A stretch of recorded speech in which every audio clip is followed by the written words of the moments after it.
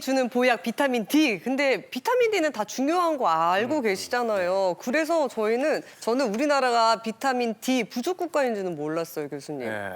영상에서 보셨다시피 국가별 비타민 D 결핍 인구 비율이 우리나라가 압도적으로 높습니다. 네. 남성의 경우 83%, 여성의 경우 96% 정도가 그러게요. 비타민 D가 결핍돼 있다고 나와 있는데요. 미국 내분비 대사학회 통계에 의하면 혈중 농도가 20나노그램 퍼 밀리리터 이하면 부족 또는 결핍이라고 하는데요. 예. 우리나라의 국민 건강 영양 조사에 따르면 우리나라 사람들은 대부분 18, 19 이하로 낮게 나타난다고 합니다. 아무래도 도시화가 진행이 되고 실내 생활을 급증하면서 농도가 낮지 않았나 생각을 합니다. 네. 따라서 지금 같은 봄이 딱 비타민 D를 올릴 수 있는 계절이라고 볼 수 있겠습니다. 그러니까 비타민 D가 앞에서 1등이 아니라 뒤에서 1등, 쉽게 말해서 꼴등이라는 거잖아요, 우리나라 전 맞아요. 세계에서. 네.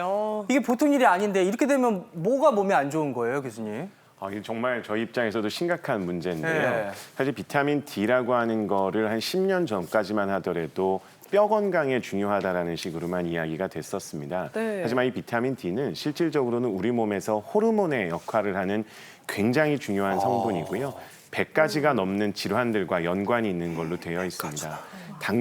당뇨병부터 시작해서 면역계를 관장을 하기도 해서 아토피, 천식, 알레르기 질환과도 연관이 있고요. 각종 암과도 연관이 있는 걸로 되어 있고 심지어는 어르신들한테 큰 문제가 되는 파킨슨병이나 치매 같은 우와. 신경퇴행성 질환과도 연관이 되어 있는 걸로 되어 있어서 비타민 D의 적정 농도를 유지하시는 것은 건강관리에 있어서 굉장히 중요한 부분입니다. 네, 그러니까 우리나라가 비타민 D 섭취 최하위라는 건데 이거 1등으로 좀 만들어 봐야 되잖아요. 그러니까요. 네. 그래서 어떻게 하면 비타민 D를 잘 섭취할 수 있는지 알아보도록 하겠습니다. 네. 먼저 뼈 건강을 위해서는 걸으면서 챙겨라. 걸으면서 챙겨라. 오 교수님. 예, 그 김 교수님이 앞서 이제 면역력에 그 비타민 D가 중요하다 이렇게 말씀하셨는데 예. 네. 비타민 D가 가장 효과적인 부분은 이제 뼈입니다. 뼈. 예, 뼈를 네. 그래서 이제 뼈를 튼튼하게 만들기 위해서는 있죠. 체중이 뼈에 실리는 운동을 해야 되거든요. 그게 바로 대표적인 것이 이제 걷기입니다. 그래서 우리가 이제 그 중력에 반대되는 자극을 주는 운동을 항중력 운동이라고 하는데요. 예. 이 항중력 운동에는 걷기 외에도 뭐 춤추기라든지 에어로빅이라든지 계단 오르내리기 이런 것들이 많은데 나이가 들수록 가벼운 외상에도 뼈가 골절이 일어나기가 쉽거든요. 맞아요. 그래서 이제 낙상을 예방하기 위해서 근력 운동, 평형을 유지하는 운동 외에도 골 강도를 높이는 것을 운동을 겸해 주시는 것이 좋습니다. 네. 그래서 제가 이제 이 봄에 추천하는 예. 두 가지를 겸해서 할 수 있는 운동이 뭐냐 하면 야외에서 햇볕 속에서 활기차게 걷기입니다. 네. 그러면 걷기 얘기 나온 김에 걷기 네. 잘하는 비법을 퀴즈로 한번 풀어볼게요. 자, 문제 볼까요? 걷기에는 푹신한 운동화가 도움이 된다. 어떻게 생각하세요?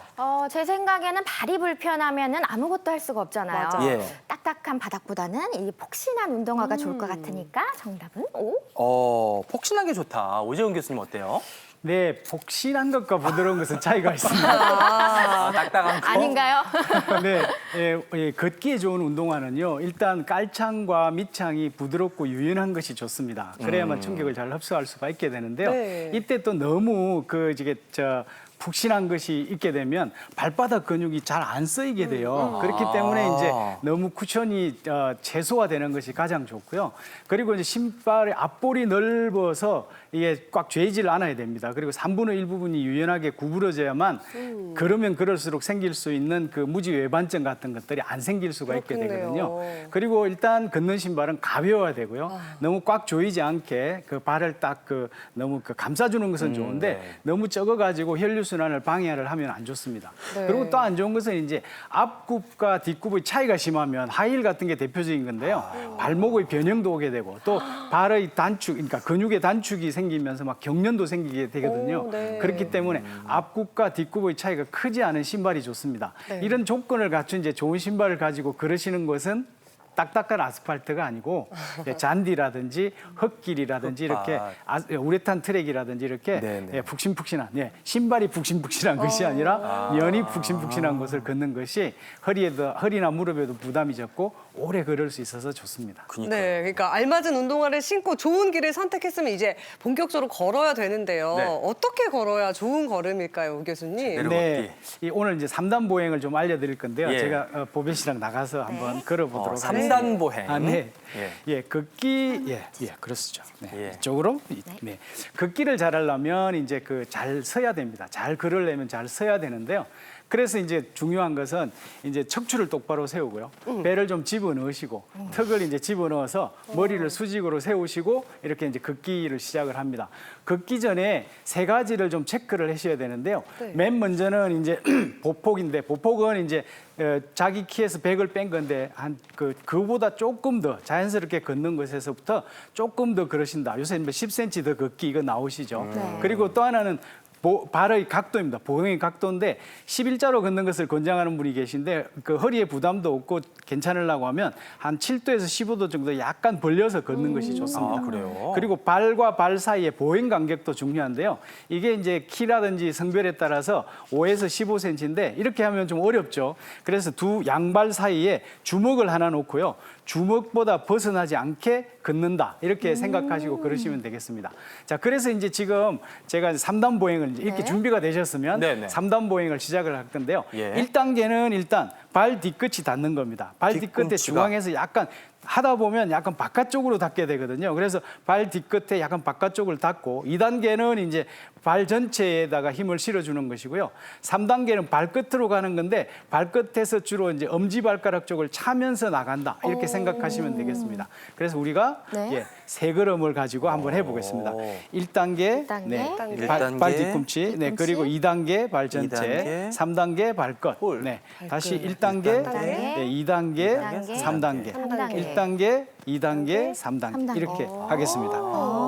교수님 이렇게 걷지 않으면 또 문제가 생기나요? 네, 이게 올바른 걸음걸이가 중요한 이유는요. 올바르게 걷지 않으면 일단 지금 체중이 분산이 잘 돼야 되지 않습니까? 체중 분산이 안 되면서 허리에 부담이 굉장히 늘어나게 되거든요. 그러니까 잘못 걷게 되면 오래 걷게 되면 이제 디스크라든지 척추관 협착증이라든지 전방전이증이라든지 청만증이라든지 이런 이제 허리 질환이 굉장히 많이 유발됩니다. 제가 대표적인 거를 한 몇 가지를 좀 보여드릴 건데요. 예. 맨 처음에는 이제 발끝으로, 그러니까 발 뒤꿈치부터 걸으라고 했지 않습니까? 그게 네. 아니라 발끝으로 이렇게 걸어가시는 분들 계세요. 이렇게. 네, 발레리나 같이. 예, 우아하고 뭐 발레리나 같이 좋기는 한데 이렇게 조용조용 되면 가려고. 무게 중심이 뒤에서 앞으로 막 저 안에서 바깥쪽으로 안쪽으로 이렇게 이제 흘러가야 되는데 이거는 반대로 이렇게 된단 말이에요. 그러니까 오래 걸을 수도 걷기도 힘들지만 이제 하지라든지 관절이라든지 허리에 주는 부담, 특히 뇌까지 부담을 증가시켜서 굉장히 빨리 피곤해지게 됩니다.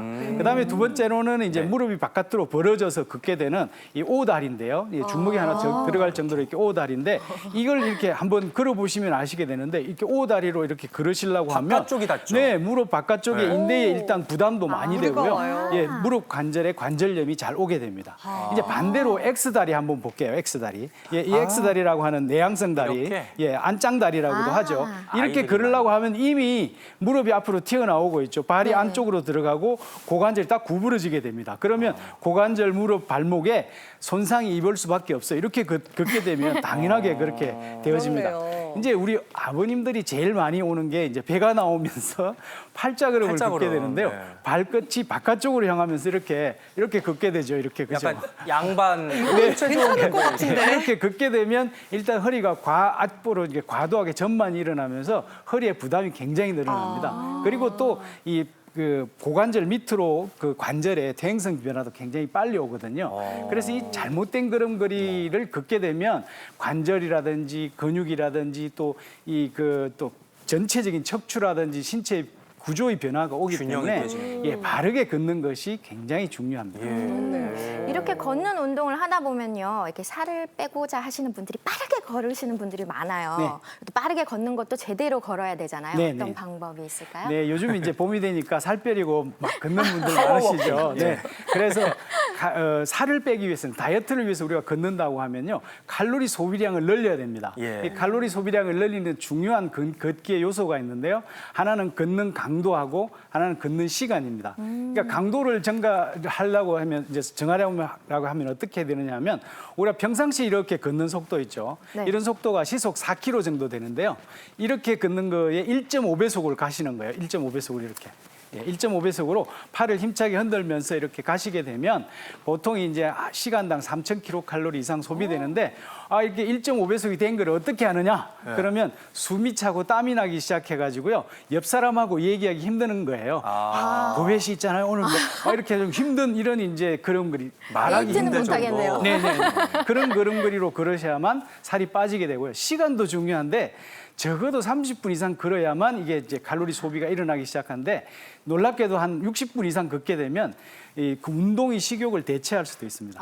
네, 그렇기 때문에 이제 시간도 30분에서 길게 가져가시라는 것이고 마지막으로 하나 팁을 더 드리면 네. 생수병 있죠. 네. 500cc짜리 생수병이나 아니면 아령 550kg짜리 또는 이제 5kg짜리, 0.5kg짜리, 1kg짜리 이렇게 가벼운 물건을 가벼운 듣고 거, 이렇게 예. 걷게 되면 예. 10에서 30% 이상 에너지 소비가 증가가 되어집니다. 그래서 좀 속도를 빨리 하고 지금 자 해보실까요?